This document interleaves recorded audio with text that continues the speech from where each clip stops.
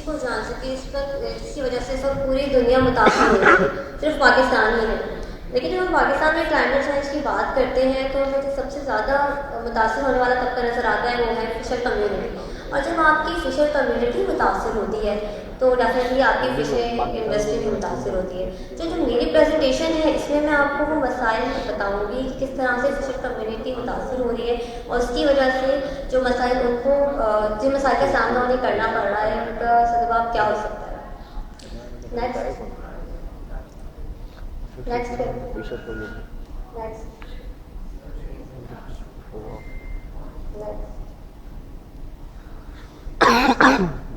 सबसे बड़ा जो इस वक्त इशू है क्लाइमेट चेंज की वजह से वो है सी लेवल राइज।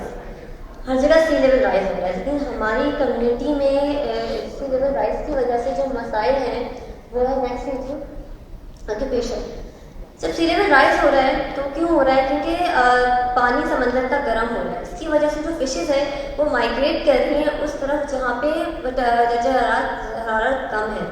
और उसके अलावा फिशेज डीप सी में चली गई हैं, जिसकी वजह से जो फिशरमैन फिशिंग के लिए जाते हैं और महीनों समंदर में गुजारते हैं तो उनको उस तादाद में फिशेज नहीं मिलती जितनी उनकी ज़रूरत है। इसकी वजह से जो प्रॉब्लम आ रही है वो बेरोजगारी है।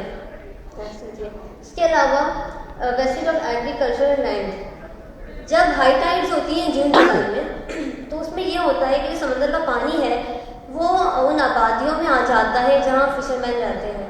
तो इसकी वजह से जो उनकी एग्रीकल्चरल लैंड है वो मुतासर हो रही है, क्योंकि होता ये है कि जब पानी आ जाता है किसी जगह पर वहाँ वो ठहर जाता है तो उसकी नमकियात की वजह से वो ज़मीन जहाँ पहले एग्रीकल्चर हुआ करता था अब वहाँ पे एग्रीकल्चर नहीं हो सकता, जिसकी वजह से क्या हो रहा है? माइग्रेशन हो रही है। जो फिशर हमारी फिशर कम्युनिटी है वो माइग्रेट कर रही है सारे समंदर से 35 किलोमीटर दूर, 25 किलोमीटर दूर, और उनकी जो फिशिंग है उस पर असर पड़ रहा है। नेक्स्ट कीजिए। इसकी वजह से क्या पॉवर्टी हो रही है, नेक्स्ट, और food and clean water insecurity. Next, अगर कॉजेस की बात करें सी लेवल राइज की, नेक्स्ट कीजिए, तो उसमें मेल्टिंग ग्लेशियर मेल्ट हो रहे हैं। उसके अलावा हाउसिंग स्कीम्स जो हमारे यहाँ तेज़ी से बनाई जा रही हैं उसकी वजह से। Third thing, cutting of mangrove plants. Housing schemes की हम बात करते हैं तो उसमें मैंग्रोव प्लांट्स आ जाते हैं जिनकी कटिंग की जा रही है तेज़ी के साथ, जिसकी वजह से सी लेवल राइज हो रहा है। नेक्स्ट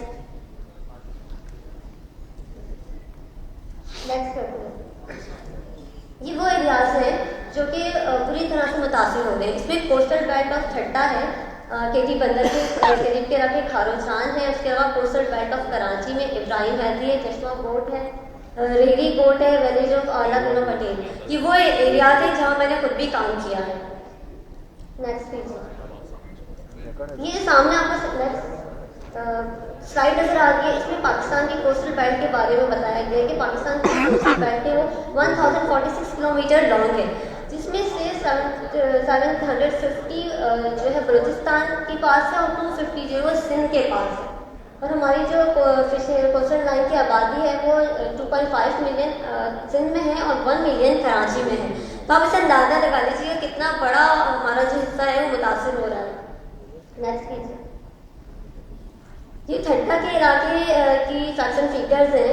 यहाँ पर बहुत बड़ी तादाद में आबादी हुआ करती थी, लेकिन जब से सी लेवल राइज हुआ है और पर एनुअली 2.5 फीट जो है वो सी लेवल राइज हो रहा है, जिसकी वजह से यहाँ पर जो 5 विलेजेस हैं वो बिल्कुल खाली हो चुके हैं, वो माइग्रेट कर रहे हैं। ये फैक्शन फिगर्स कराची के इलाके इब्राहिम हैदरी के। इसमें बताया गया 40% जो फिशिंग इंडस्ट्री है हमारी उसको 2 साल में बहुत ज़्यादा नुकसान का सामना करना पड़ा है सी लेवल राइज की वजह से। ये जसमा कोट का इलाका भी कराची से 35 किलोमीटर दूर वाक़ है। यहाँ पर 30 साल पहले ऐसा कुछ नहीं होता था कि फिशर्स को किसी किस्म के मसाइल का सामना हो, लेकिन अब यहाँ से जो मेजॉरिटी है वो माइग्रेट कर चुकी है। क्यों? क्योंकि इनके गाँव में टोटली जो है वो समंदर का पानी आ चुका है। और इसी तरह ठट्टा में भी 40% एरिया ऐसा है जिसको समंदर बोट हो चुका है। ये भी इब्राहिम हैदरी के फैक्शन फिगर्स हैं। इसमें जो बताया गया है वो ये बताया गया है कि कि इस प्रॉब्लम की वजह से जो ख़वातीन भी फिशर कम्युनिटी की जो ख़वातीन है वो किस तरह मुतासर होंगी। लास्ट में मैं आपको कुछ पिक्चर्स दिखाऊंगी तो उस पर मैं इसको डिफाइन करूँगी। नेक्स्ट ये fact and figures Allahdino Patel गाँव के हैं। यहाँ पर कुछ अर्से पहले 800 पीपल जो है वो रह रहे थे, लेकिन अब उसमें सिर्फ 80 रिमेनिंग रह गए और बाकी सब वहाँ से माइग्रेट कर चुके हैं। ये तस्वीर आप देख रहे हैं, इसमें ये चीज़ दिखाई गई जब आज से 10 से 20 साल पहले जब फिशरमैन जाया करते थे फिशिंग के लिए तो उनकी पूरी बोट जो है वो फिशेज से भरी होती थी, लेकिन अब जब वो अक्सर आते हैं तो उनके पास चंद मछलियाँ होती हैं। नेक्स्ट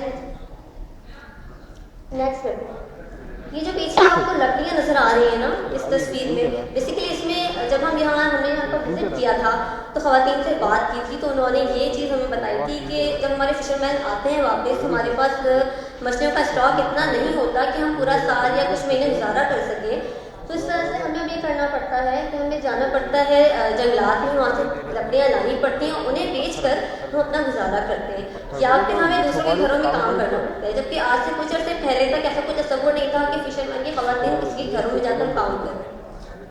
ये नेक्स्ट जो जैसे आपको तस्वीर नजर आ रही है, पीछे कीजिए। ये तस्वीर जो नजर आ रही है इसमें आपको इसके सर पे सिर्फ एक बास्केट नजर आ रही है, इसमें चंद फिश है।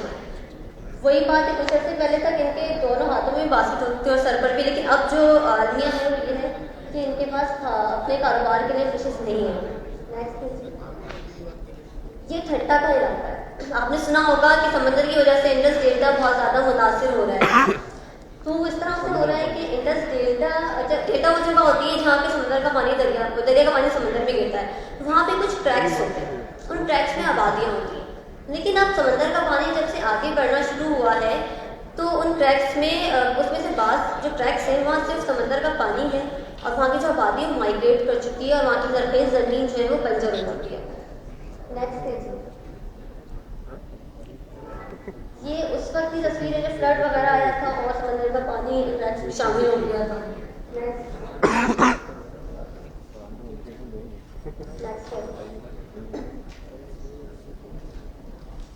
ये एक रिसर्च आई थी 2060 में कराची डूब जाएगा। ये हमारे इंस्टीट्यूट है, इंस्टीट्यूट ऑफ नेशनल ओशियनोग्राफी, उसने पार्लियामेंट को ये पूरी रिसर्च रिपोर्ट दी थी कि अब क्लाइमेट चेंज के से हालात इतने ज़्यादा संगीन हो चुके हैं कि 2060 में कराची और उससे पहले ठट्टा और बदीन जो है बिल्कुल समंदर बुलंद हो जाएंगे। नेक्स्ट कीजिए। ये उस रिपोर्ट की एक पेशन है जिसमें बताया गया था कि कराची का जो मरीन का एरिया है उसमें से कुछ हिस्सा ऑलरेडी समंदर में जा चुका है और 2050 तक ठट्टा और बदीन समंदर में शामिल हो जाएंगे। फाइनली 2060 में कराची भी जो है वो समंदर का हिस्सा बन जाएगा। फिर डॉक्टर आसिफ इनाम साहब ने रिपोर्ट पेश की। अब आप इसका अंदाजा लगा लीजिए क्लाइमेट चेंज के जो इफेक्ट जो असरात हो रहे हैं फिशर कम्युनिटी पे किस तरह से हो रहे हैं। तो ये यूथ पार्लियामेंट बहुत अच्छा इनिशिएटिव है क्योंकि इस पर बिल्कुल काम नहीं हो रहा है हमारे यहाँ, क्योंकि होना चाहिए। अगर नहीं हुआ तो फाइनली कराची 2060 में लाजमी डूब जाएगा। Thank you so much, thank you for time.